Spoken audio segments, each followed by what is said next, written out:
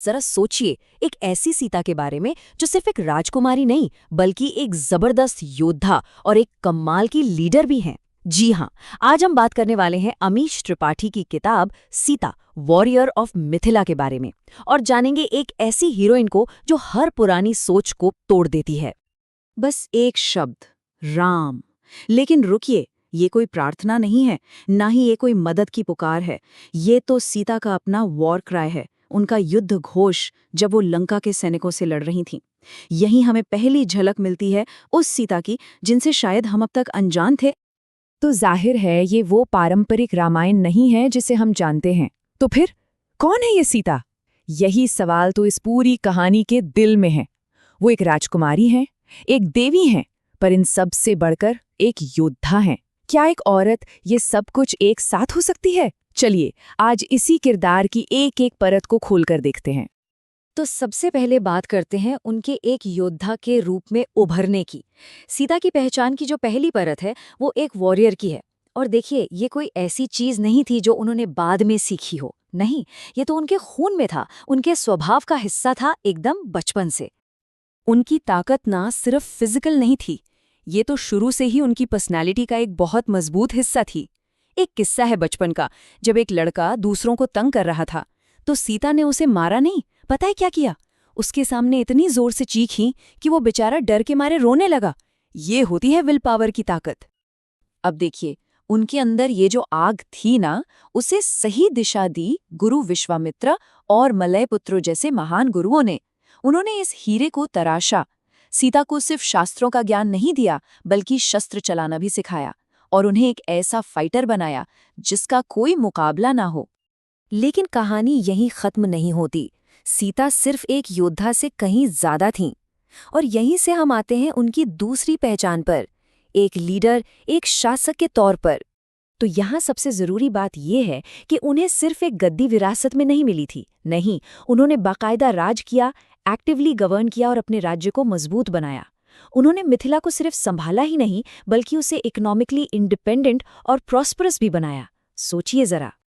और ये सब कुछ हमें एक और भी गहरे रहस्य की तरफ ले जाता है, उनकी पहचान का एक ऐसा सीक्रेट, एक ऐसी डेस्टिनी जिसे वो खुद भी बस समझना शुरू ही कर रही थीं। अब इस कहानी में सीता का असली मकसद क्या है, ये समझने के लिए पहले विष्णु के कॉन्सेप्ट को समझना होगा। देखिए, इस दुनिया में विष्णु कोई एक व्यक्ति नहीं बल्कि एक टाइटल है, एक उपाधि। ये उस महान हीरो को दी जाती है जो बुराई का नाश करके धर्म की स्थापना करने के लिए आता है। और सबसे मजेदार बात क्या है? उनके दुश्मन यानी लंका के लोग एक लड़ाई के दौरान उन्हें सबसे पहले विष्णु कहकर बुलाते हैं। और ये सुनकर सीता खुद हैरान रह जाती हैं। उन्हें तो खुद ही नहीं पता था कि उनकी किस्मत में इतना कुछ लिखा है। ये जो छोटे छोटे सुराग है ना, जैसे गुरु विश्वामित्र की ट्रेनिंग, मलय पुत्रों की वफादारी, ये सब मिलकर उनके चारों ओर एक मिस्ट्री बनाते हैं। ये दिखाते हैं कि कोई बड़ी शक्ति, कोई बड़ी ताकत उन्हें हमेशा से एक बहुत बड़े मकसद की तरफ गाइड कर रही थी।